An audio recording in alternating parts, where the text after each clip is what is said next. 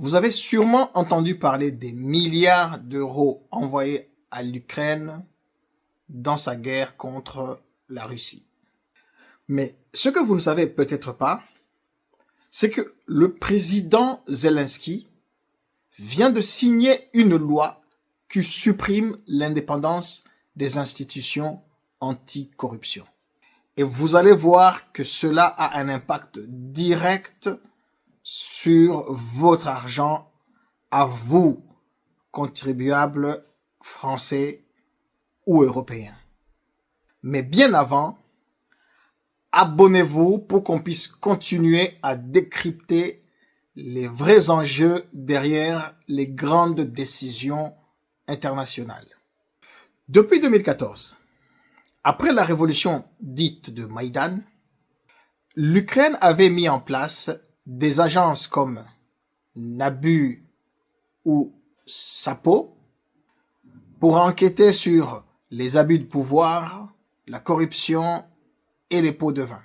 Ces agences étaient indépendantes du pouvoir politique, justement pour éviter que les ministres ou bien les oligarques puissent bloquer les enquêtes. Et elles ont permis de lancer plusieurs enquêtes contre des hauts responsables. À partir d'hier, 22 juillet 2025, la Rada, qui est le Parlement ukrainien, vient de voter une loi qui, je cite, donne le pouvoir au procureur général nommé par le président de la République de bloquer ou de réassigner certaines enquêtes. En plus, il subordonne totalement les deux agences au procureur de la République. En un mot, fin de l'indépendance, retour à un contrôle politique des enquêtes. Pourquoi c'est grave? Cela affaiblit la démocratie en Ukraine. 2. Cela met en danger des milliards d'euros versés par l'Occident pour de l'aide militaire, de l'aide humanitaire et aussi de l'aide qui était programmée pour la reconstruction du pays. Et enfin, cela ouvre la porte à la corruption massive dans un pays où la corruption était déjà endémique bien avant même la guerre.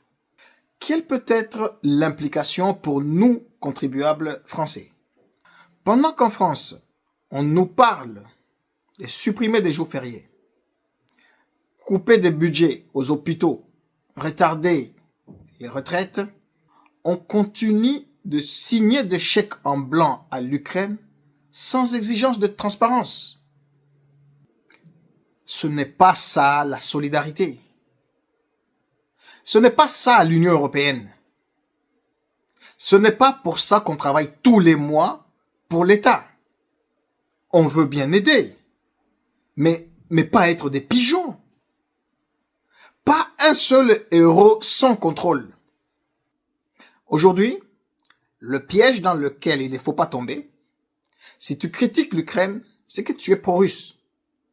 Tu es un agent de Poutine. Non, mais c'est pas ça. Je ne suis pas là. Moi, je suis avec la justice, avec la vérité.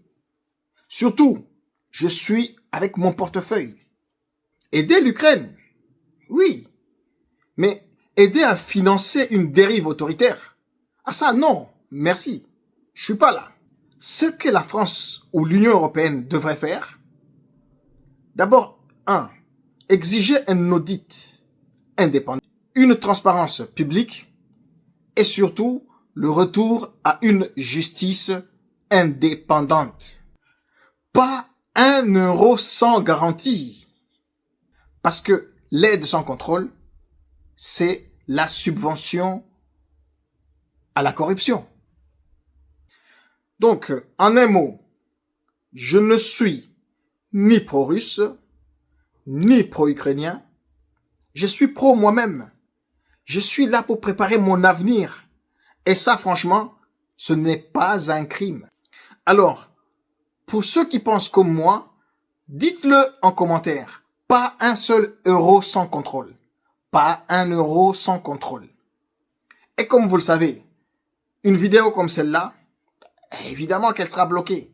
Donc je vous demande de la liker massivement, de la partager au plus large pour que tout le monde sache ce qui se passe. Si tu penses que notre argent mérite d'être protégé, alors faites comme moi. Dites les termes, partage massivement cette vidéo. Ceux qui ne sont pas abonnés, abonnez-vous pour de contenu de qualité. Car ici, on n'est pas pour d'autres personnes, on est là pour préparer notre avenir. Et on ne va pas accepter que quelqu'un brade notre avenir pour des corrompus.